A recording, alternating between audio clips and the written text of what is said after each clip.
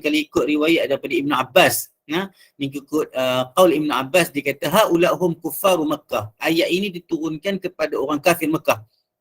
Yang juga dikeluarkan oleh Hakim An-Naisaburi, Ibn Jarir At-Tabari, dan juga Imam At-Tabrani daripada Umar dan Ali juga radhiyallahu anhuma, yang mereka meriwayatkan bahawa ayat ini diturunkan kepada kufar Mekah.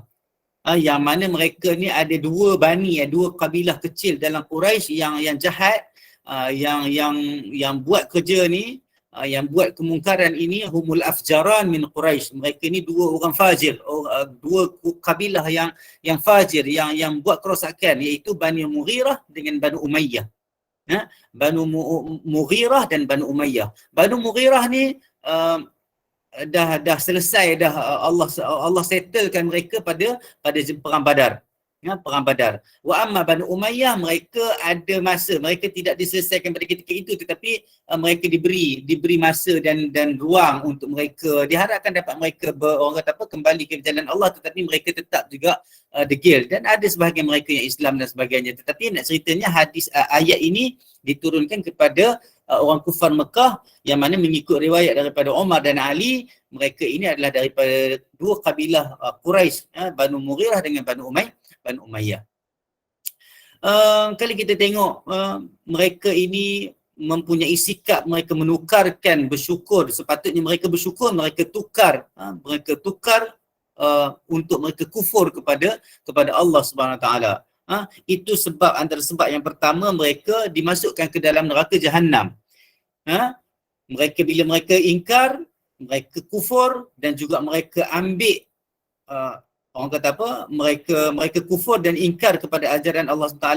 Mereka sepatutnya bersyukur kepada nikmat Allah SWT, tetapi mereka kufur. Itu antara sebab mereka masuk ke dalam neraka. Sebab yang kedua, mengikut susunan Wahbah Swali, dia kata wa ja'alu lillahi andada. Mereka menjadikan Allah SWT itu sebagai Tuhan ataupun sembahan selain daripada Allah Subhanahu wa Ta'ala. Lepas tu sebab yang ketiga adalah disebabkan mereka ini menyesatkan, bukan mereka saja yang sesat, tetapi mereka juga menyesatkan orang-orang yang mengikut mereka, supaya kan orang-orang kalau belajar cerita sejarah, kalau baca cerita sejarah, dia ada kepala-kepala Quraisy yang sentiasa menjalankan halangan-halangan ataupun menyediakan penentangan kepada dakwah Nabi Muhammad sallallahu alaihi wasallam, dan hasil daripada itu ramai di kalangan orang-orang yang agak lemah pendirian mereka mengikut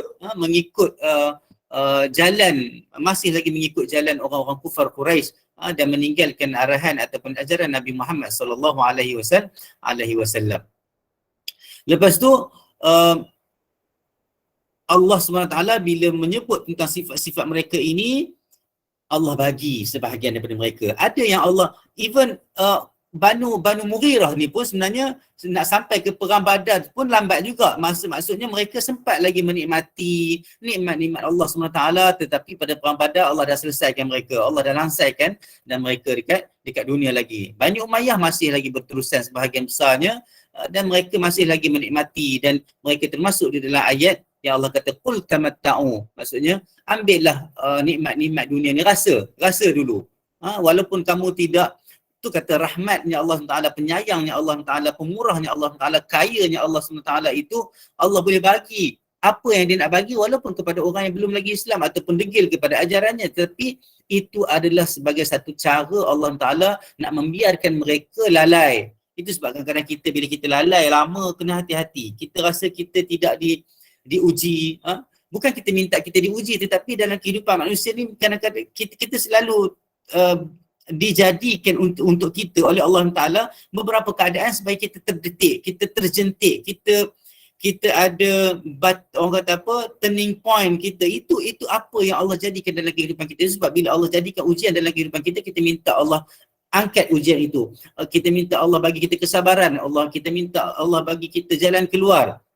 Dan dengan itu sebenarnya kita kena fikir bahawa itu salah satu cara Allah SWT nak tegur kita. Tetapi kalau Allah Ta'ala tidak menjadikan apa-apa dalam kehidupan kita sebagai ujian dan sebagainya, itu yang pertama kerja Allah. Tetapi kita sebagai hamba Allah Taala kena sentiasa muhasabah. Itu sebab bila di kalangan orang munafik juga Allah bagi mereka lalai dalam nikmat yang Allah bagi kepada mereka. Itu kadang-kadang dipanggil dalam istidraj. Istidraj, walaupun mereka itu kufur, walaupun mereka itu tidak beriman, tetapi Allah bagi mereka kaya, Allah bagi mereka dapat orang kata apa, keseronokan dekat dunia, macam-macam mereka nikmati dekat dunia ni. Tetapi kita sebagai hamba Allah Ta'ala kena faham, utama sekali adalah akidah kepada Allah Ta'ala dan iman kepada Allah Ta'ala.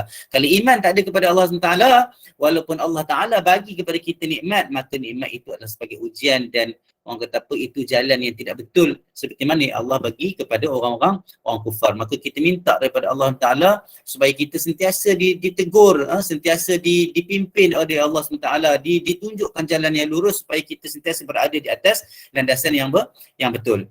Ayat yang lain juga dalam surah Luqman, contohnya numatti'uhum qalilan thumma natarruhum ila azabin ghalidh. Kami bagi mereka ni rasa nikmat yang sebenarnya sedikit. Walaupun kita tengok mereka dah pakai Mercedes, kita tengok mereka dah pakai Porsche, kita tengok mereka dah pakai Maserati contohnya, kita dah tengok mereka ada banglo besar-besar, kita tengok mereka ada segala macam kekayaan, tetapi sebenarnya itu sikit sahaja yang Allah bagi kepada mereka. Allah kata dalam surah Luqman, numatti'uhum qalila, kami bagi mereka itu rasa sikit je nikmat, thumma natarruhum ila azabin ghalidh, kemudian kami heret dan campakkan mereka di dalam azab yang pedih. Dan dalam surah Yunus juga Allah kata apa, mata'un fid dunya thumma ilaina marji'uhum thumma nudhiquhumul azabal syadid bima kanu yakfurun. Mata', kehebatan dan orang kata apa, kenikmatan dunia yang mereka rasakan itu, summa ilaina marji'uhum, dan kemudian kepada kamilah mereka akan balik. Itu yang kita nak kena ingat selalu, kita nak ingat selalu yang kita ni dari Allah dan kita akan balik kepada Allah Ta'ala. Segala nikmat yang Allah bagi kat kita ni semua sementara, tetapi yang sementara tu pun kita kena tahu bagaimana nak uruskan. Lepas tu Allah sebut, yang macam saya sebut tadi, Allah suruh kita solat, Allah suruh orang beriman itu solat, dengan orang kata apa, menjalankan segala hak-hak solat. Nabi kata sallu kama ra'aitumuni usalli, solatlah kamu seperti mana kamu tengok aku solat. Itu sebab kita pun belajar zikir-zikir, kita belajar cara solat. Nanti mungkin boleh cari ustaz-ustaz lain yang mengajarkan cara solat yang betul. Mengajar fiqh solat satu hal, mengajar cara solat yang betul satu hal yang lain, sebab kadang-kadang ada hukum-hukum fiqh di dalam mazhab-mazhab tertentu, kadang-kadang mereka bukan tidak betul, tetapi ada perkara yang perlu diteliti supaya kita dapat mengikut apa yang Nabi Muhammad SAW ajarkan secara sahih. Bukan mazhab-mazhab yang datang itu salah, tetapi mungkin di sana ada bacaan-bacaan yang kita boleh tambah baik, macam tu. Maksudnya kita nak tahsinkan solat kita itu, kita kena himpun berbagai-bagai lagi dalil yang sahih untuk kita baca di dalam solat. Bagaimana mengangkat takbir, sebelum ni mungkin angkat takbir macam ni, kalau kita tengok orang angkat takbir jauh sikit, kita kata dah tak betul. Jadi kita ilmu tentang solat itu kena dipelajari dengan sewajarnya, dengan sebetulnya, supaya kita dapat meraihkan khilaf dalam bab fiqh solat dan sebagainya, supaya kita juga menjalankan, menunaikan solat dengan cara yang betul, insya-Allah. Tunai solat awal waktu, berjemaah, banyak perkara yang berkaitan solat yang mana kita kena jaga solat itu, bi ayyuqimus salah qul li ibadiyalladzina amanu yuqimus salah wa yunfiqu mimma razaqnahum sirran wa alaniyah.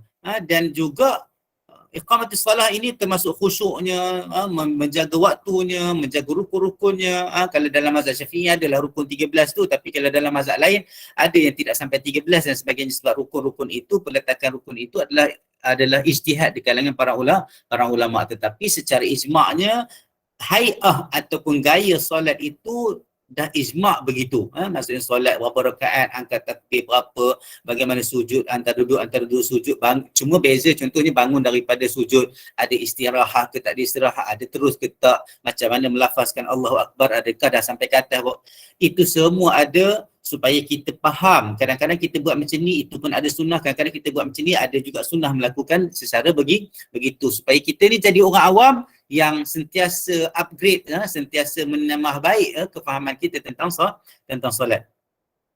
Dan juga wa yakunul infaq mimma ruziqa fis sirri ay fil khufyah, dan juga Allah menyuruh kita orang mukmin berinfak, mensedekahkan harta, menginfakkan harta kita ke jalan Allah SWT, sama ada ia dalam bentuk sir, secara terang, secara rahsia, secara senyap-senyap, wal alaniyah, ataupun secara terang-terang.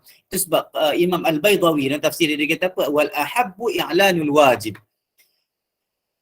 yang wajib, yang lebih disukai, yang disuruh untuk kita, orang kata uarkan, orang kata apa, bukan tunjuk tetapi iklankan. Maksudnya kita iklan dan ceritakan dekat orang tentang orang kata apa, al-wajib, perkara yang wajib. Maksudnya pemberian yang wajib kita kena iklankan. Tak ada masalah untuk iklankan. Itu sebab kita kata kalau orang pergi semayang ke surau, ke masjid, biar orang nampak dia pergi ke masjid, biar orang nampak dia pergi ke surau.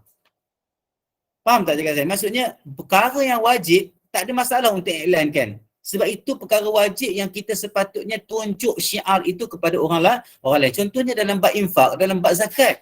Contohnya zakat itu wajib. Yang zakat wajib, zakat fitrah dan sebagainya, zakat perniagaan, zakat pertanian dan sebagainya. Bila kita bayar zakat, tak ada masalah kita nak cerita dekat orang. Tak ada masalah kita nak cerita ke orang. Kadang-kadang hari tu saya dah bagi tahu tentang, mungkin grup ni ke grup mana tak ingat. Dia tanya tentang kalau bagi tahu dekat orang nanti kita riak. Riak bukan dekat situ. Tu kita bercakap tentang bagaimana Qadhi Iyad, bukan Qadhi Iyad, Allahu Akbar. Fudail Ibn Iyad contohnya, bagaimana dia mengatakan bahawa kalau kita berhenti ataupun tidak buat satu amalan itu kerana orang, itulah riak. Tetapi kalau kita buat amalan itu kerana orang, itulah syirik. Maka kalau kita nak buat amalan, kalau perkara itu wajib, kita terus buat. Tak ada masalah untuk kita uarkan supaya orang lain boleh ikut dan banyak lagi orang buat perkara wajib. Lepas tu Imam Badawi dia kata apa? Wa ikhfa'il mutatawwi' bihi. Maksudnya dan menyorokkan perkara-perkara yang volunteer ataupun perkara-perkara sunat, contohnya sedekah-sedekah biasa kan, yang tu kita boleh sorok, tak ada masalah. Tapi ada juga di sana ulama bercakap tak ada masalah juga untuk menunjukkan, contohnya kita buat mock check. Dulu saya masa belum lagi memahami, tak tahulah, wallahu alam, harap pemahaman saya ni betul, masa belum lagi kita memahami tentang konsep bersedekah dan infak dan sebagainya, saya selalu mengecam, kenapa kena buat mock check, kenapa kena buat nampak, kenapa nak tunjuk dekat orang kita bagi dermakan, donate kepada badan ini dan yayasan itu. Selepas menginsafi keadaan itu, bila saya membaca konteks dakwah dan sebagainya, sebenarnya tidak ada masalah selagi kita boleh menjaga hati kita. Kalaulah kita niatkan, kita buat mock check itu untuk memberi kesedaran kepada company-company lain, JLC lain untuk mensedekahkan ataupun menginfakkan harta-harta mereka, cukai-cukai mereka itu dijadikan zakat kepada yayasan-yayasan anak yatim, pembinaan masjid dan sebagainya, maka itu satu cara yang bagus untuk menyedarkan, menimbulkan kesedaran company-company yang besar-besar ataupun orang-orang kaya yang lain untuk terus berinfak, walaupun benda tu adalah infak sunat. Tapi kalau isu bayar zakat, tak ada masalah. Biarkan ada iklan-iklan di TV, YouTube, Twitter dan sebagainya, orang membayar zakat, biarkan ada iklan macam tu supaya orang Islam terus rasa inilah syiar Islam. Inilah antara cara kita nak bantu saudara-saudara kita yang susah dan sebagainya. Maka infak ke jalan Allah Subhanahu Wa Taala, sama ada dia secara terang, tersembunyi ataupun secara terang-terang, itu tidak ada masalah. Tetapi mengikut kata Baydawi, yang wajib itu terang-terang, lebih disukai, yang senyap-senyap tu adalah sedekah-sedekah yang sunat.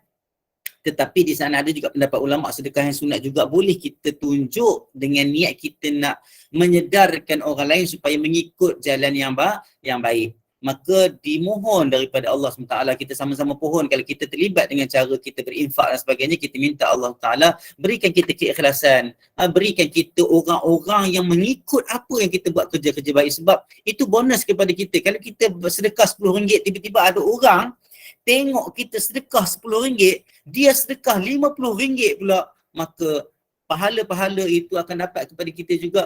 Man sanna sunnatan hasanatan falahu ajruhu wa ajru man amila falahu ajruha wa ajru man amila biha. Siapa yang menunjukkan sunnah ataupun cara hidup yang baik, kemudian ada orang ikut, baginya adalah pahala orang yang buat perkara itu, buat amalan baik itu, tanpa orang kata apa, seperti mana orang, kita dapat pahala seperti mana orang tu dapat pahala. Kalau orang tu sedekah, terus sedekah, walaupun kita dah tak sedekah dah, kita sedekah setakat sekali tu je, kita ditakdirkan mampu untuk sedekah RM10 sekali tu je dalam setahun contohnya, tetapi orang yang melihat kita sedekah, dia buat setahun 50 kali contohnya, kita akan dapat pahala tu insya-Allah. Maka pada saya, dan selepas saya baca dan sebagainya dalam konteks dakwah, sebab saya pun mengajar dakwah dekat sini, so konteks dakwah itu luas, dan isu hati, isu takabur dan riak itu kita kena rawat. Kalau kita tak rawat, kadang-kadang dialah yang membuatkan kita tidak bersedekah, dialah yang membuatkan kita tersekat dan terganggu dan tergantung untuk buat amalan-amalan sunat yang lain. Wallahu alam. Jadi itu berkaitan dengan ayat yang 4 ayat yang pertama tentang cerita orang kufar, bagaimana perangai mereka, bagaimana tindakan mereka, apa yang Allah sediakan kepada mereka disebabkan mereka degil dan menukarkan mensyukuri nikmat Allah Ta'ala kepada kufur kepada nikmat Allah SWT. Maka kita kena sedar bahawa kita minta daripada Allah Ta'ala kita dijauhkan daripada sifat-sifat orang kufar, dan dimohon daripada Allah SWT juga supaya kita sentiasa melakukan solat dengan khusyuk, menjaga waktu solat, tidak lalai dan tidak menjalankan solat dengan cara yang sambil lewa dan sebagainya. Maka kita minta semua itu daripada Allah SWT. Dan kita masuk kepada ayat yang ke-32, 33 dan 34, yang mana ayat ini berkisar kepada ada signifikannya bila Allah masukkan ayat ini selepas menceritakan tentang perangai orang kufar, perangai orang mukmin. Yang sini ayat yang ketiga, ayat 3 ayat ini dia fokus kepada dalil ataupun tanda-tanda kewujudan Allah SWT, supaya kita bila kita melakukan, kadang-kadang orang tak boleh nak percaya dan mengimani kewujudan Allah SWT sebab dia tak faham lagi tentang apa yang betul. Sebab ramai lagi sebenarnya orang-orang Islam sendiri yang sebenarnya yang confused. Benda ni bukan cerita kosong, tetapi ada juga yang saya orang kata berurusan dengan mereka, yang mana mereka solat tetapi mereka tidak, kadang-kadang ragu tentang kewujudan Allah Ta'ala. Kadang-kadang meneruskan kehidupan sebagaimana yang mereka kata macam follow the flow, ikut je. Aku Islam sebab aku lahir daripada kalangan orang Islam, mak ayah Islam, semayang macam biasa, kadang-kadang semayang, kadang-kadang tak, kadang-kadang semayang tak tahu kenapa aku semayang. Maka kita sebenarnya asas keimanan kita kena percaya bahawa Allah SWT yang menjadikan kita, Allah Ta'ala yang hanya dia saja yang layak untuk kita sembah selepas kita mengenali Allah SWT. Itu sebab ma'rifatullah itu penting, mengenal Allah SWT itu penting. Bila kita kenal, kita faham tentang kewajipan kita sebagai hamba untuk terus beriman kepada Allah Ta'ala dan mensyukuri nikmat Allah Subhanahu Wa Ta'ala. Wahab Zuhaili dia letak 3 ayat ni dengan tajuk Adillatu wujudillah wa tauhid fil kauni wal anfus. Dalil-dalil ataupun tanda-tanda kewujudan Allah SWT dan tauhid dan mengesakan Allah SWT dan keesaan Allah SWT dalam kaun, dalam cakrawala, dalam alam ini dan juga pada diri kita supaya kita tengok. Okey. Allah kata dalam 3 ayat ni, Allah kata apa? A'udzubillahi minasyaitanir rajim. Allahul ladzi khalaqas samawati wal arda wa anzala minas samaa'i maa'a fa akhraja bihi minas thamarati rizqan lakum wa sakhkhara lakumul fulka litajriya fil bahri bi amrihi wa sakhkhara lakumul anhar wa sakhkhara lakumus syamsa wal qamara da'ibain وسخر لكم الليل والنهار وآتاكم من كل ما سألتموه وإن تعدوا نعمة الله لا تحصوها إن الإنسان لظلوم كفار. Allah kata apa? Allah kata dalam ayat ni, ayat 30, ayat 32, Allah kata apa? Allah jualah yang menciptakan, Allah jualah yang menciptakan langit dan bumi dan yang menurunkan hujan dari langit lalu mengeluarkan air hujan itu buah-buahan. Maksudnya dengan sebab turunnya air hujan itu tumbuhlah pokok-pokok, buah-buahan berbunga dan berbuah untuk menjadi makanan bagi kamu. Dan ia yang memberi kemudahan kepada kamu, dan Allah SWT juga yang memberi kemudahan kepada kamu menggunakan kapal-kapal untuk berlayar di lautan dengan perintahnya, dengan izinnya, juga memudahkan sungai-sungai untuk kamu mengambil manfaat daripadanya. Ayat yang ke-33, Allah kata apa? Dan ia juga yang menjadikan matahari dan bulan sentiasa beredar untuk kepentingan dan kemudahan kamu. Dan yang menjadikan malam dan siang bagi faedah kamu, untuk kita hidup siang dan malam. Kalau siang saja pun tak ada rehat, kalau malam saja pun bila kita nak kerja. Itu di antara hikmah yang kita nampak secara zahir. Okay? Dan seterusnya ayat 35, Allah kata apa? Dan ia telah memberikan kepada kamu sebahagian daripada tiap-tiap apa juga yang kamu hajati. Dan jika kamu menghitung nikmat Allah SWT, niscaya lemahlah kamu tidak akan mampu untuk menentukan bilangannya, tak terhitunglah. Maksudnya sesungguhnya manusia itu yang ingkar itu sangat suka menempatkan sesuatu pada tempatnya, tidak adil, zalim, lagi sangat tidak menghargai nikmat Allah Subhanahu wa taala. Itu di antara terjemahan yang kita boleh nampak. Allahul ladzi khalaqas samawati wal ardh wa anzala minas sama'i ma'an fa akhraja bihi minats thamarati rizqan lakum, sebagai rezeki kepada kamu. Wa sakhkhara lakumul fulka litajriya fil bahri bi amrihi. Dan kita tengok kapal-kapal yang berada di lautan, bagaimana dia bergerak dan sebagainya. Wa sakhkhara lakumul anhar, dan menjadikan sungai untuk menjadi sumber manfaat kepada manusia. Dan juga Allah jadikan langit, Allah jadikan matahari, Allah jadikan bulan yang sentiasa bersilih ganti, duduk dalam orbitnya. Wa sakhkhara lakumul laila wan nahar, dan juga menjadikan malam dan siang. Wa atakum min kulli ma sa'altumuh, dan Allah datangkan dengan apa yang kamu telah minta. Ini refer kepada kaum-kaum yang kata apa, yang minta Allah bagi tetapi tidak beriman juga kepada Allah Subhanahu wa taala. Wa in ta'uddu ni'matallahi la tuhsuha, dan kalau kamu ni hitung nikmat Allah Subhanahu wa taala, kalau kamu kira, kamu calculate, kira, hitung nikmat Allah taala, tak akan dapat kita hitung nikmat Allah Subhanahu wa taala itu. Dalam ayat ini kalau kita tengok ada beberapa, kalau tengok dekat sini ada berapa nikmat yang Allah sentuh. Allah sentuh nikmat yang ada yang dia sebut dekat dalam ayat-ayat ini. Ada berapa? Ada 10 lebih kurang. Kalau tengok kat sini ada 10 lebih kurang ulama ni himpun, Wahbah Zali ni himpun. Dia kata apa? Dia kata yang pertama sekali yang Allah sebut dalam ayat-ayat ini adalah Allah jadikan langit. Allah jadikan yang langit dulu. Kalau tak ada langit, kita tak tahu apa jadi. Susunan di dalam bumi ini dia ada function dia ada fungsi-fungsi dia. Allah tidak jadikan satu benda pun sia-sia. Itu sebab dalam satu ayat lain dalam surah Baqarah Allah kata apa? Innallaha la yastahi ay yadriba mathalan ma ba'udatan fama fawqaha. Allah tidak, kalau ikut literalnya maksudnya secara wording translationnya, Allah tidak malu untuk mengambil nyamuk itu sebagai tanda, sebagai bukti kekuasaan Allah Taala, sebagai contoh untuk perumpamaan, untuk dijadikan contoh kepada kekuasaan Allah Taala.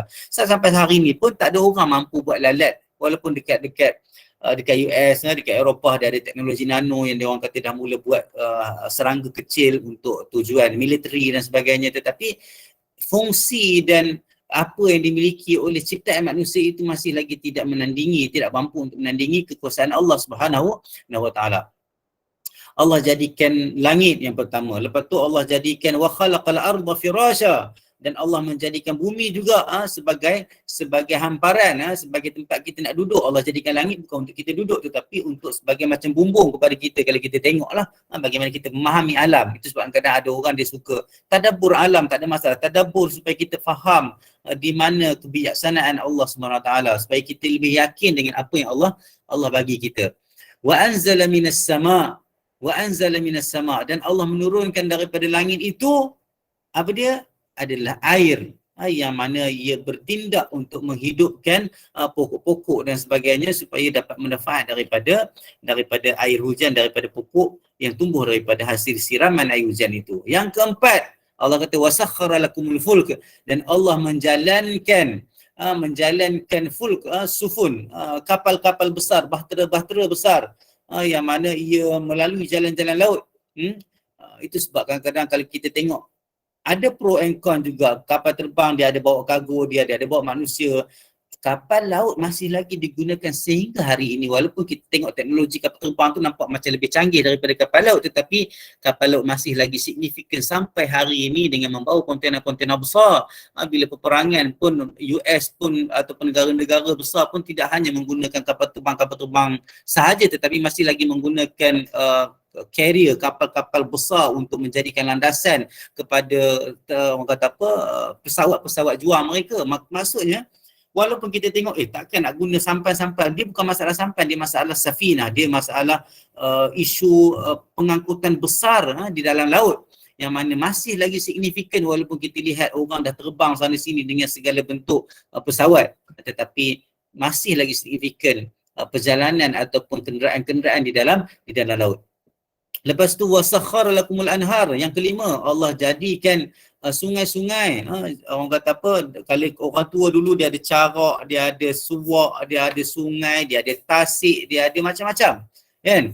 Wasyaqqal ard min masafatin ila masafah, dan Allah belahkan bumi ini dengan tempat-tempat yang ada. Kalau dekat padang pasir dia ada wadi, kalau kita kat sini ada sungai, dia ada tasik, dia ada air terjun dan sebagainya, yang mana semua ini menjadi sumber manfaat kepada manusia dan haiwan.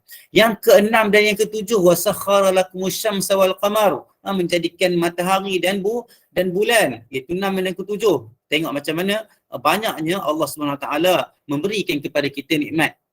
Yang ke-8 dan ke-9, wasakhkhara lakumul laila wan nahar, menjadikan malam dan siang.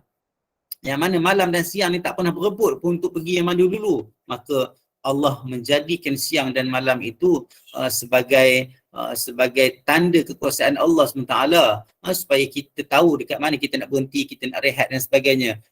Kalau tengok ada tempat di malam dia lewat, ada malam dia panjang, ada tempat malam dia pendek dan sebagainya, ada 4 musim, kita dekat sini fatul istiwa dan sebagainya, sesuai dengan keadaan-keadaan yang Allah bagi kepada kita. Maka itu menunjukkan hikmah yang besar untuk kita mengenal Allah SWT, yang mana tidak ada Tuhan yang mampu buat macam Allah buat.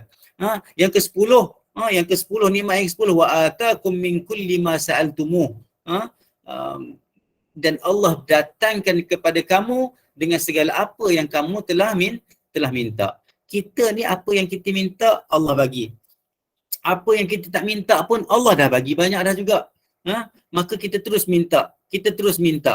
Apa yang Allah suruh, apa yang Allah bagi kita ambil, apa yang Allah bagi hasil daripada kita minta pun kita ambil juga. Tetapi ada juga yang kita minta Allah tak bagi on the spot.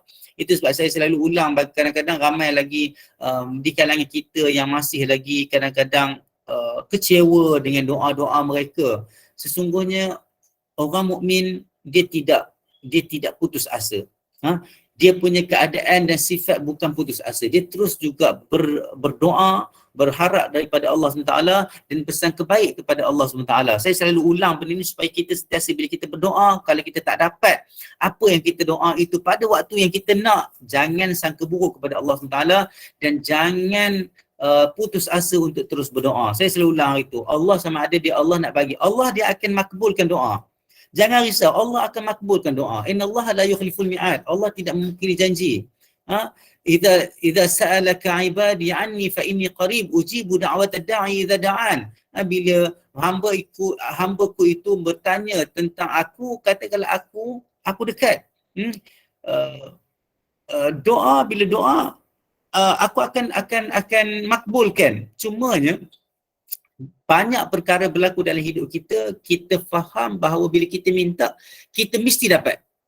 Bila kita minta, kita mesti dapat. Itu kadang-kadang kesilapan kita. Dan kadang-kadang kita juga tak tahu apa yang kita nak itu sama ada baik atau tidak baik. Asa an tuhibbu syai'an fahuwa syarrul lakum. Wa asa an takrahu syai'an fahuwa khairul lakum. Mungkin kalau kamu suka satu perkara itu, tetapi perkara itu mungkin tidak baik bagi kamu. Ataupun kamu tak suka perkara itu, tetapi perkara itu mungkin baik bagi kamu. Itu kita tidak pernah tahu.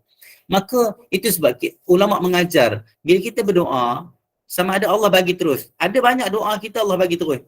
Allah bagi terus. Ada doa yang Allah tukar dengan perkara yang baik untuk kita. Sama ada perkara itu mungkin kita tengok macam tak okey, tetapi ia adalah baik untuk kita, untuk pembangunan diri kita, untuk membina kesabaran dan kekuatan diri kita. Yang ketiga, Allah lewatkan sikit. Maksudnya bila kita minta masa tu mungkin tak sesuai untuk kita, Allah lewatkan sikit.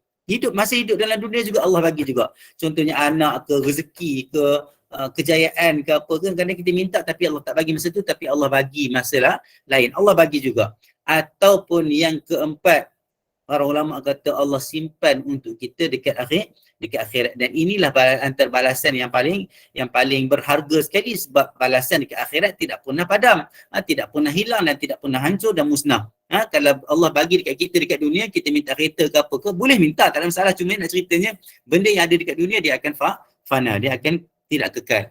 Maka kalau kita faham perkara ni, bahawa kita akan terus berdoa. Sebab yang pertama, doa itu saja adalah pahala. Doa itu saja sebenarnya penenang hati kita. Dan yang ketiga, doa itu juga penyebab mungkin kepada Allah nak makbulkan doa dan hajat kita. Maka kita teruskan berdoa, sebab itu adalah arahan daripada Allah Ta'ala, dan itu adalah ibadah. Ibadah. Dan kita teruskan insya-Allah, kejap. Saya dah habis untuk ayat ni, wa in ta'uddu. Okey. Wa in ta'uddu ni'matallahi la tuhsuha.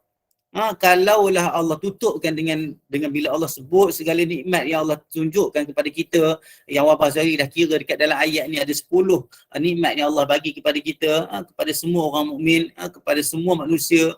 Wa in ta'uddu ni'matallahi la tuhsuha. Dan kalaulah kamu hitung nikmat Allah Taala itu, tidak akan terhitung apa yang kamu nak cuba hitung itu. Innal insana la zalumun kafar. Innal insana la zalumun kafar. Sebenarnya kalau tengok dekat sini, ayat ni Allah habiskan selepas Allah kata kalau kamu hitung nikmat Allah Ta'ala, kamu tak akan dapat menghitungnya sebab terlalu banyak. Dan Allah akhiri ayat dalam surah Ibrahim ini dengan innal insana la zalumun kafar. Sesungguhnya manusia itu amat zalim kepada diri sendiri dan kufur kepada arahan Allah Subhanahu wa Ta'ala. Okey, kalau kita tengok dalam Al-Quran, sebenarnya ayat wa in ta'uddu ni'matallahi la tuhsuha ni dia datang 2 kali. Dekat tempat yang berlainan, satu dalam surah Ibrahim ni dan satu lagi dalam surah An-Nahl. Dalam surah An-Nahl ayat 18. Tetapi nak ceritanya, ayat dalam surah Ibrahim ni Allah tutup ayat tu, selepas ayat wa in ta'uddu ni'matallahi la tuhsuha tu, Allah tutup dengan sesungguhnya manusia itu amat zalim dan kufur. Tetapi di dalam surah An-Nahl Allah kata apa? Wa in ta'uddu ni'matallahi la tuhsuha innallaha la ghafurur rahim. Sesungguhnya Allah Subhanahu Wa Ta'ala itu Maha Pengampun dan Maha Penyayang. Nampak tak? Ini satu benda yang kita yang selalu baca Quran, kita minta Allah Subhanahu Wa Ta'ala bagi kita, anugerahkan kita sebagai seorang Muslim yang di antara amalan kita adalah kita suka nak baca Quran. Kita selalu baca Quran. Siapa yang selalu baca Quran, dia akan jumpa ayat ni 2 kali di dalam Al-Quran. Satu dalam surah Ibrahim, satu dalam surah An-Nahl. Beza Allah tutup dalam surah Ibrahim dengan perkataan sesungguhnya manusia itu menzalimi diri sendiri, zalim, tidak meletakkan satu perkara itu pada tempat dia dan juga kufur. Tetapi dalam surah An-Nahl, selepas Allah sebut wa in ta'uddu ni'matallahi la tuhsuha, Allah kata sesungguhnya Allah SWT itu Maha Pengampun, Maha Penyayang. Sebab apa? Sebab apa? Wal farq bainal khatimatain. Perbezaan di antara dua penutup ayat ini adalah kata-kata Allah SWT di dalam ayat surah Ibrahim yang kita tengah baca sekarang ni adalah selepas Allah menyebut tentang segala orang kata apa perkara yang kan sebelum ni Allah sebut tentang apa? Tentang kezaliman syirik, tentang apa yang dilakukan oleh orang kufar. Ayat-ayat yang sebelum ni kita baca tadi, yang dalam sekumpulan ayat yang sebelum ni tadi Allah sebut tentang apa? Allah sebut tentang keadaan orang kufar, keadaan orang kata apa, orang yang musyrik, orang yang ingkar untuk bersyukur kepada Allah Taala, orang yang tidak ikut arahan dan ajakan para nabi dan para rasul, orang yang tidak mengikut ajaran Nabi Muhammad sallallahu alaihi wasallam di kalangan orang kufar Quraisy dekat Mekah. Dan Allah habiskan ayat ini dalam kelompok-kelompok ayat yang kita baca dalam surah Ibrahim ini dengan perkataan innal insana lazulumun kafar. Tetapi ayat dalam surah An-Nahl, dia kata wa amma fi surah An-Nahl fayunasibu ma dzikri fil ayat min ti'adadi fadailillah 'ala al-insan. Kalau kita tengok, siapa sempat pergi tengok dekat dalam surah An-Nahl, Allah menceritakan tentang kelebihan-kelebihan dan apa yang Allah bagi kepada manusia. Selepas itu Allah datangkan dengan wa in ta'uddu ni'matallahi la tuhsuha innallaha laghafurur rahim. Nak ceritanya tempat ayat dalam surah An-Nahl itu adalah datang selepas Allah menyebut segala banyak bentuk kelebihan yang Allah bagi oleh Allah Ta'ala ke atas manusia. Okey, boleh faham Maksudnya dekat situ ada dua ayat yang sama separuhnya, tetapi penutup untuk setiap ayat itu berbeza mengikut konteks ayat yang Allah nak bagi kepada kita untuk kita fahami apa rahsia-rahsia yang terkandung di dalam Al-Quran itu, insya-Allah. Okey, so kita pergi kepada ayat yang ke-35, 36, 37, 38, 39, 40, 41. Ayat ini cerita tentang doa Nabi Ibrahim alaihissalam yang mana dia masuk kepada kota Mekah pada ketika itu, yang mana kota Mekah baru ni masa forum Ustaz yang masih negara tu, Ustaz Nazri, tak silap dia ada sebut tentang isu Nabi Ibrahim doa. Pertama dia doa dengan perkataan balad itu tidak ada alif lam. Yang kedua dia doa dengan al-balad itu ada alif lam. Sekarang ini kita baca yang ada alif lam itu menunjukkan Nabi Ibrahim doa tu masa tu Mekah dia dah masuk, dah terbangun Mekah tu. Dan apa yang Nabi Ibrahim doa kepada kota Mekah itu sendiri. Allah kata dalam Al-Quran, a'udzubillahi minasyaitonirrajim. وَإِذْ قَالَ إِبْرَاهِيمُ رَبِّ اجْعَلْ هَذَا الْبَلَدَ آمِنًا وَاجْنُبْنِي وَبَنِيَّ أَن نَّعْبُدَ الْأَصْنَامَ رَبِّ إِنَّهُنَّ أَضْلَلْنَ كَثِيرًا مِنَ النَّاسِ فَمَن تَبِعَنِي فَإِنَّهُ مِنِّي وَمَنْ عَصَانِي فَإِنَّكَ غَفُورٌ رَّحِيمٌ ربنا إني أسكنت من ذريتي بواد غير ذي زرع عند بيتك المحرم ربنا ليقيموا الصلاة فاجعل أفئدة من الناس تهوي إليهم وارزقهم من الثمرات لعلهم يشكرون ربنا إنك تعلم ما نخفي وما نعلن وما يخفى على الله من شيء في الأرض ولا في السماء الحمد لله الذي وهب لي على الكبر إسماعيل وإسحاق إن ربي لسميع الدعاء رب اجعلني مقيم الصلاة ومن ذريتي ربنا وتقبل دعاء ربنا اغفر لي ولوالدي وللمؤمنين يوم يقوم الحساب. Okey, ini doa Nabi Ibrahim. Bila kita tengok, kita guna doa Nabi. Itu sebab kata bila zikir, kita belajar zikir satu hal. Tapi nak ceritanya ayat Quran lebih utama daripada zikir. Jadi tak ada masalah kalau kita tengok doa Nabi Ibrahim dan kita amalkan doa Nabi Ibrahim ni pun tak ada masalah juga. Cumanya doa-doa ini kita amalkan tidaklah terikat dengan mana-mana waktu. Kalau kita nak kata Nabi Ibrahim, kita rasa kita ni duduk dekat satu kampung contohnya kan. Kita rasa kita duduk dekat dunia, dekat negara Malaysia ni. Tak apa, tak ada masalah. Doalah. Rabbi ja'al hadzal balada amina. Maksud dekat situ kita teringatkan, jadikanlah ya Allah ya Tuhanku, jadikanlah negara Malaysia ini aman. Tak ada masalah. Doa, tak ada masalah. Ini ayat Quran. Tak ada masalah. Boleh juga doa. Kalau orang kata, kenapa ustaz kata macam tu sedangkan kita ada dalil daripada sunnah? Tak, ini lebih tinggi dia punya ranking daripada hadis Nabi Muhammad SAW. Sebab ini ayat Allah, ini kata-kata Allah Subhanahu Wa Taala. Dan doa ini dia terletak pada konteks yang kita nak doa. Bila-bila kita nak doa boleh, tak ada masalah. Kita teringat bahawa Nabi Ibrahim pernah doa bila dia masuk Mekah supaya Mekah itu jadi balad yang maksudnya jadi tempat yang sempurna, tempat yang aman. Boleh tak kita nak doa supaya Malaysia ini jadi tempat yang aman? Boleh, doa. Doa macam ni. Okay? Wajnubni wa baniya an na'budal asnam. Dan jauhkanlah aku dan anak pinak aku, anak beranak aku dan keturunan aku daripada mereka menyembah berhala.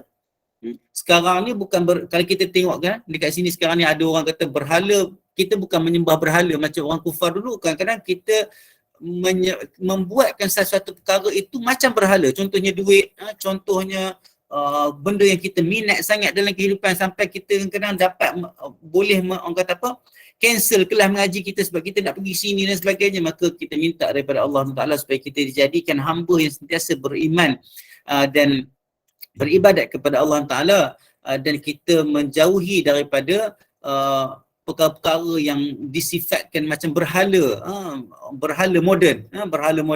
Dekat dalam ayat ni memang Nabi Ibrahim minta jauhkan diri dia daripada dan anak beranak dia dan anak pinak dia daripada menyembah berhala, sebab pada ketika itu orang menyembah berhala. Mereka menyembah berhala segala macam, dalam bahasa Arab dia bukan berhala saja.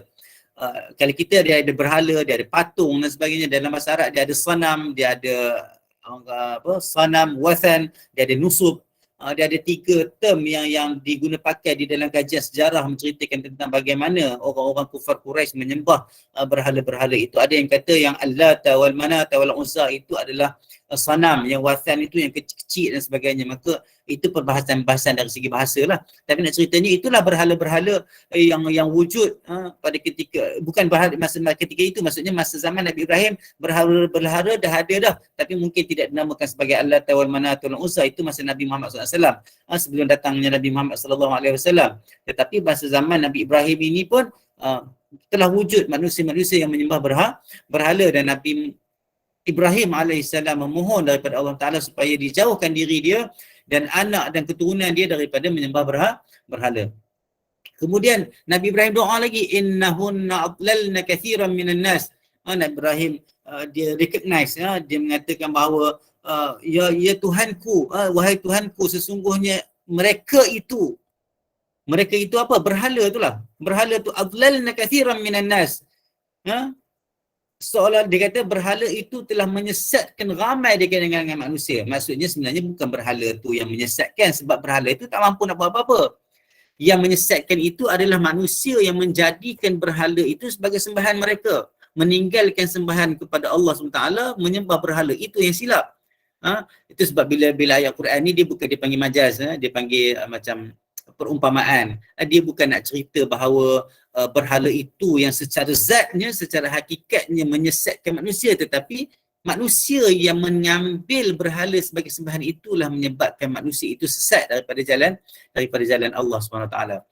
Faman tabi'ani fa innahu minni. Nabi Ibrahim kata, siapa yang mengikut aku fa innahu minni, sesungguhnya dia dari kalangan aku. Wa man asani fa innaka ghafurur rahim. Siapa yang ingkar kepada aku, sesungguhnya engkau ya Allah ya Tuhanku Maha Pengampun, Maha Penyayang. Inilah sifat para nabi, inilah sifat para rasul, dan inilah sifat yang sepatutnya ada dari dalam kalangan para pendakwah. Bila kita ajak orang masuk Islam, bila kita ajak orang mengikut jalan yang benar, bila kita ajak orang kembali kepada Islam yang benar, kita ajak orang mengikut sunnah yang benar, yang sahih, maka kita kena ada akhlak, kita kena ada adab. Bahawa siapa yang mengikut kita, maka mereka mengikut jalan yang ditunjukkan oleh apa yang ditunjukkan oleh Allah SWT dan Nabi Muhammad SAW. Dan siapa yang tidak mengikut, kita minta mereka itu diberi hidayah. kita minta Allah mengampunkan mereka, kita minta Allah menyayangi dan mereka dan menarik mereka kembali mengikut jalan yang benar. Itu cara dan adab orang Islam, itu cara dan adab orang yang berdakwah. Sebab kita hanya buat kerja dakwah, bagi hidayah itu taufik, ni bukan kerja kita. Itu sebab dalam ilmu dakwah dia kata apa? Al-ajru yaqa' bi mujarradi da'wah wa la yatawaqqaf 'ala al-istijabah. Kerja dakwah ni bila kita ajak orang buat baik, itu dah selesai dah kerja kita. Kita dah dapat pahala insya-Allah. Kalau kita dapat pahala hanya sebab kalau ada orang ikut cakap kita baru kita dapat pahala, maka berapa kerat sangat kita nak dapat pahala daripada kerja dakwah. Siapa yang akan bermotivasi untuk buat kerja dakwah? Maka buat saja kerja dakwah, bab hidayah Allah akan bagi. Itu sebab dalam satu hadis yang lain bila Nabi nak bagi bendera perang Khaybar kepada Ali bin Abi Talib, saya tak ingat saya dah baca hadis tu dekat sini kita. Nabi kata apa? Nabi kata li ayyahdiyallahu bika rajulan wahidan khairul laka min humurin na'am atau kama qala sallallahu alaihi wasallam. Kalaulah seorang itu diberi hidayah dengan sebab kamu, maka itu adalah lebih baik untuk kamu daripada unta merah, ataupun dalam riwayat lain minad dunya wa ma fiha, daripada seisi dunia. Maka buatlah kerja dakwah. Jangan fikir orang tu akan terima hidayah ataupun tidak, jangan fikir orang tu akan dengar cakap kita atau tidak. Sebenarnya memang ujian tu datang dalam diri pendakwah. Bila kita berdakwah, bila kita ajak perkara baik tetapi orang degil, orang kelihatan degil, sebenarnya bukan degil, yang kena orang kelihatan degil.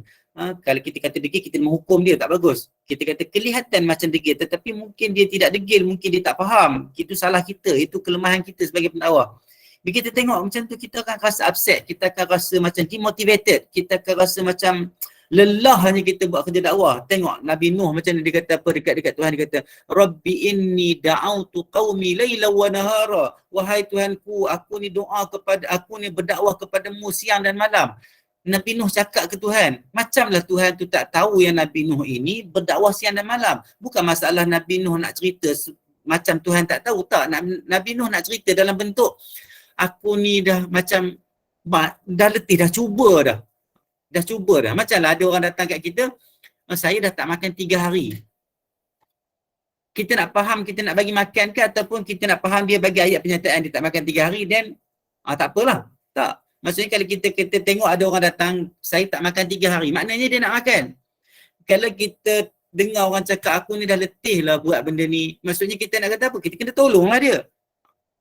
Maka ingat, kerja dakwah ni kerja yang sebenarnya menguji ketahanan kita. Sebenarnya juga selain menguji, sebenarnya memberi kita banyak pahala sebenarnya kalau kita buat. Maka kita teruskan buat kerja dakwah. Siapa yang buat kerja dakwah kena ikut bagaimana fitrah ataupun bagaimana karakter seorang Nabi, seorang Rasul bila mereka berdakwah untuk kita ni menjadi pewaris Nabi dalam bab berdakwah kepada Allah SWT. Maka kalau orang ikut kita, moga orang itu berada di atas landasan yang betul ikut ajaran Allah SWT. Siapa yang tak ikut kita, semoga Allah mengampunkan mereka, semoga Allah menyayangi mereka. Ingat, kalau kita doa kepada orang dalam keadaan orang tu tak tahu, insya-Allah malaikat akan doa kepada kita dengan doa yang sama. Maka rebutlah doa para malaikat. Rabbana inni askantu min dhurriyyati biwadin ghairi dhi zar'in 'inda baitikal muharram.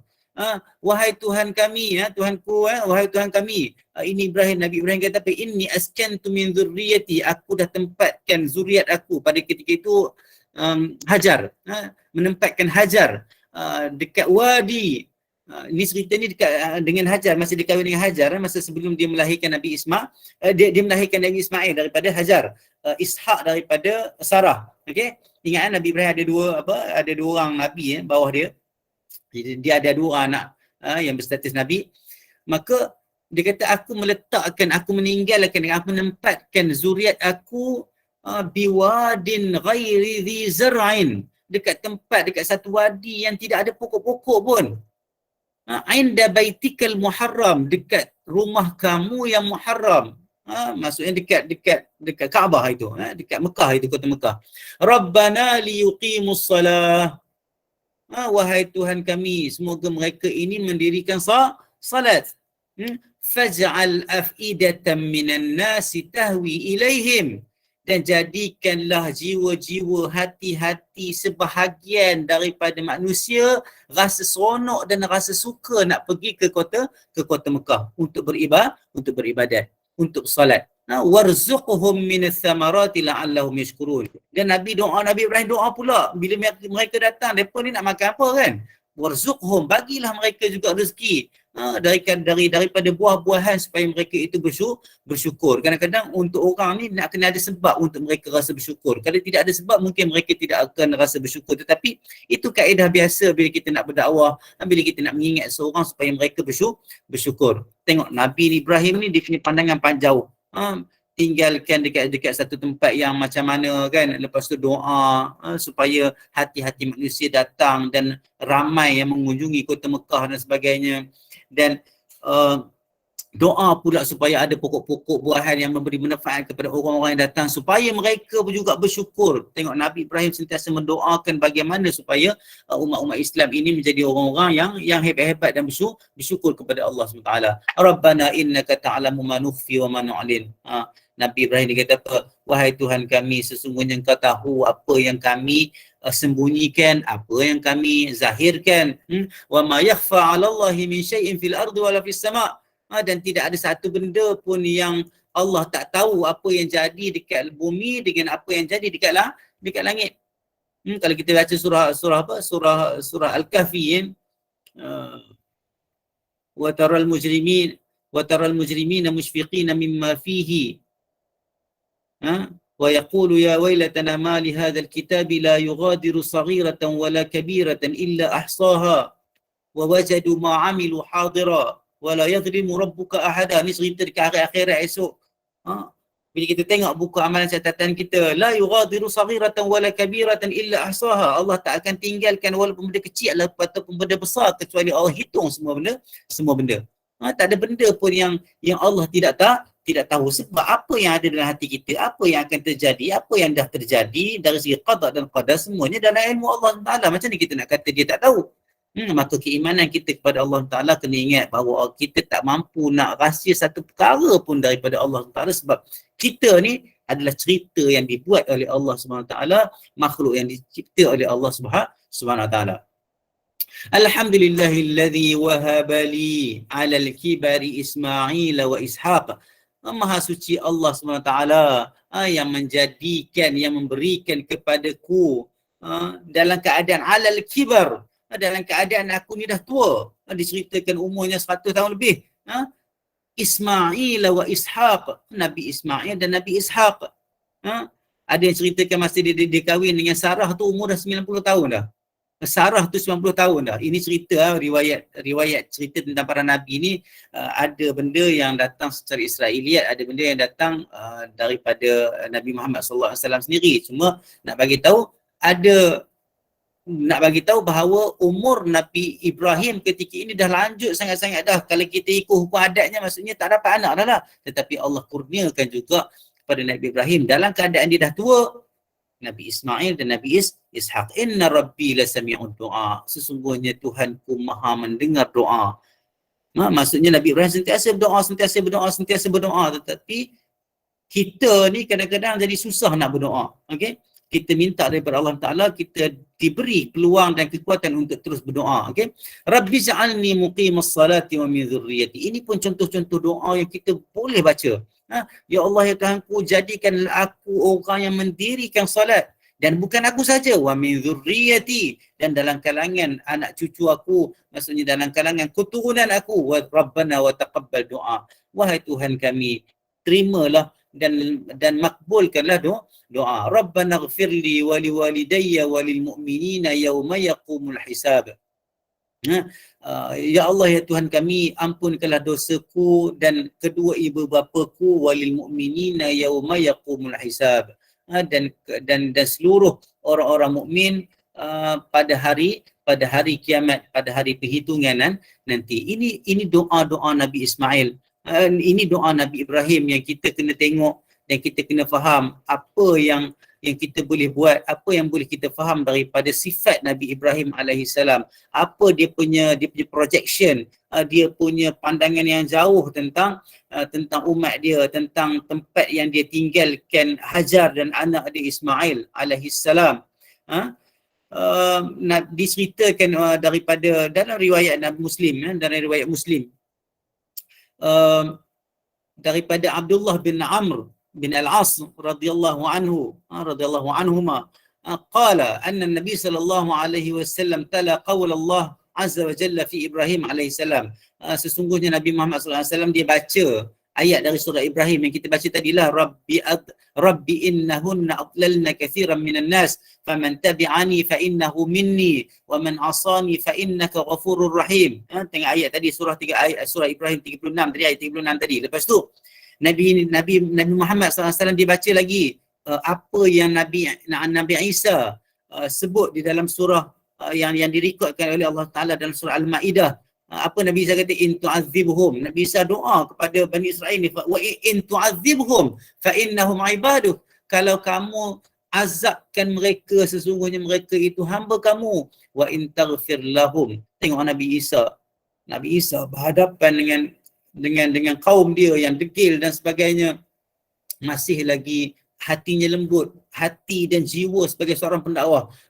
Nabi Isa kata apa? Nabi Isa kata, in tu'adzibhum fa innahum ibadu. Kalau kamu seksa mereka, mereka itu hamba kamu. Wa in taghfir lahum fa innaka antal azizul hakim. Kalau kamu ampunkan mereka, sesungguhnya engkaulah yang maha kuasa, yang maha hebat, maha agung dan maha bijaksana.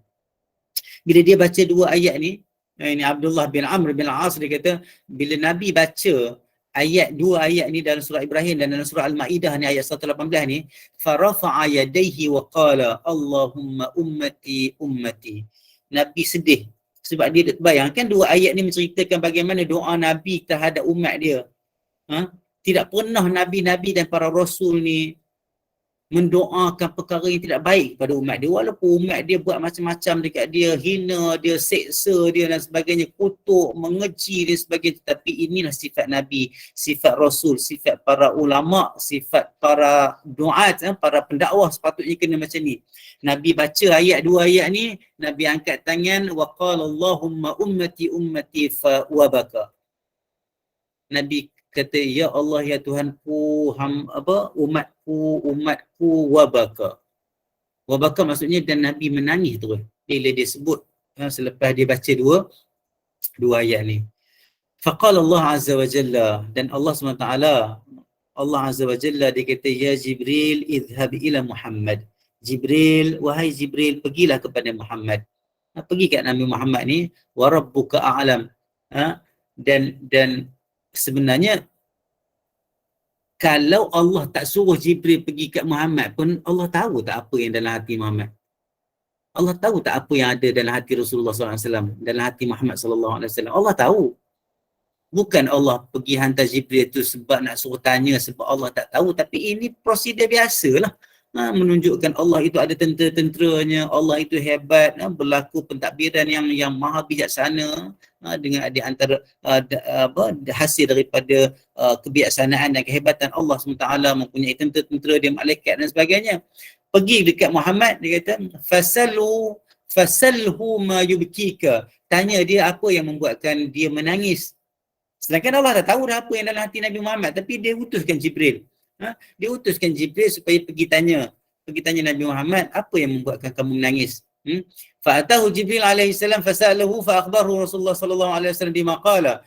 Dan bila Jibril datang dan dia tanya Nabi, dan Nabi pun bagi tahulah apa yang dia rasa, bima qala wa huwa a'lam.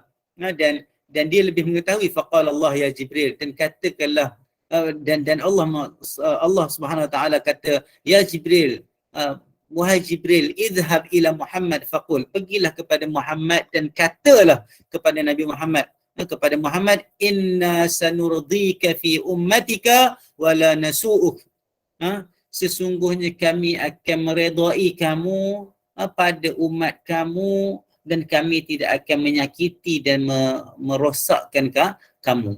Ini janji Allah SWT kepada Nabi Muhammad SAW, yang mana Nabi Muhammad SAW ni ambil berat, sentiasa sedih dan memikirkan tentang masa depan dan keadaan umat dia. Semoga kita menjadi umat-umat Nabi Muhammad sallallahu alaihi wasallam yang sentiasa mengikut sunnahnya yang sahih, mengikut seluruh ajaran Allah SWT yang dibawa oleh Nabi Muhammad sallallahu alaihi wasallam, dan kita minta daripada Allah Taala kita ditambah rasa sayang kita kepada Allah dan rasa sayang kita kepada Nabi Muhammad sallallahu alaihi wasallam, dan semoga dengan rasa sayang itu kita lebih hampir kepada Allah Taala dan kita juga lebih hampir dan menyayangi Nabi Muhammad sallallahu alaihi wasallam sebagaimana yang sepatutnya kita sayang dan angkat Nabi Muhammad SAW sebagai utusan Allah Subhanahu wa Ta'ala. Saya rasa cukup sekadar itu untuk kita malam ni. Kita habis dekat ayat yang kita 41 ya Ustaz. 41 insya-Allah. Jadi saya minta maaf dah terlebih masa ni 12 minit. Saya minta maaf. Semoga kita dapat keberkatan daripada Allah Subhanahu wa Ta'ala insya-Allah. Alhamdulillah. Alhamdulillah, dan dari Kelab Sahabat Pecinta Al-Quran mengucapkan terima kasih kepada Al-Fadhil Ustaz Muhammad Azhar atas kesediaan menyampaikan kalam Allah melalui tadabbur surah Ibrahim yang perlu kita ambil renungan iktibar dan ibrah darinya. Dan ucapan terima kasih juga kepada para jemaah sekalian yang sudi meluangkan masa hingga ke akhir majlis ilmu ini dan teruslah berada dalam majlis ilmu sehingga ke akhirnya. Dan bagi menangguhkan majlis ini, mohon Ustaz tutup dengan tasbih kafarah dan surah Al-Asr, Ustaz. InsyaAllah. Bismillahirrahmanirrahim. Al-asri innal insana lafi khusr illa alladhina amanu wa amilus salihati wa tawassaw bil haqq wa tawassaw bis sabr. Subhanakallahumma wa bihamdika asyhadu an la ilaha illa anta astaghfiruka wa atubu ilaik. Rabbana atina fid dunya hasanah wa fil akhirati hasanah wa qina adzaban nar. Wa sallallahu ala sayyidina Muhammad wa ala alihi wa sahbihi wasallam. Subhana rabbika rabbil izzati amma yasifun wa salamun alal mursalin walhamdulillahi rabbil alamin. Sama-sama semua, dan minta maaf kalau ada salah silap dan kesilapan insya-Allah. Jumpa lagi insya-Allah. Assalamualaikum warahmatullahi wabarakatuh. Waalaikumsalam. Terima kasih Ustaz. Sama-sama. Terima kasih Ustaz. Assalamualaikum. Assalamualaikum. Terima kasih semua. Sama-sama. Terima kasih semua. Terima kasih Ustaz. Assalamualaikum semua. Terima kasih Opa. Sama-sama. Jumpa esok pagi. Warahmatullahi Warahmatullahi wabarakatuh. Non Afrika. Betul dah. Tidak. Okey, baik.